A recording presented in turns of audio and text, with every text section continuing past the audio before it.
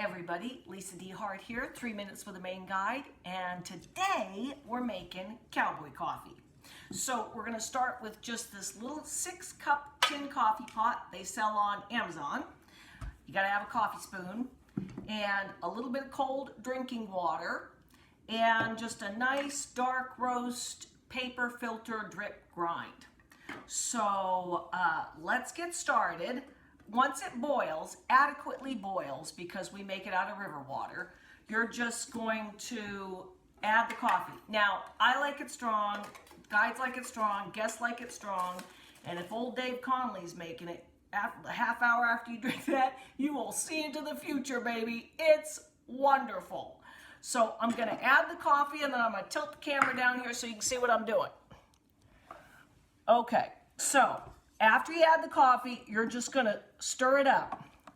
And there's going to be like a foam. And you're going to see that foam pull away from the sides when you really get it going. So really get it going fast. And then just dump the cold down the center. And then we're going to put the top on. Now you got to wait a little while.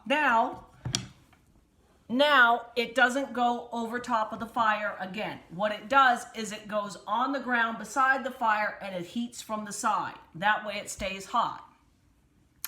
We go 2, 3, 4 days with guests before they know there's no guts in the coffee pot. And I see young canoeists and they're taking French presses. I've broken 2 of those on a river when I was working for a boys camp. And then I was like, guys, this is how you make cowboy coffee, okay? So I think French presses, it's great, but it only does one thing. So you're carrying something on a river that only does one thing, and I don't know how you get it hot again after that. Whereas this will stay hot. And I got to tell you, when I was a baby guide, I was guiding a trip on the St. Croix with Mike Patterson and Larry Totten. And we were all drinking coffee around the fire early in the morning. And I asked for sugar. And I got so much trouble out of that. Like, it was too fancy pants for a guide.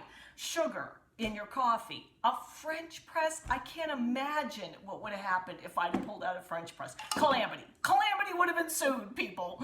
So I'm going to tilt the camera down again so you can see me pour it slow.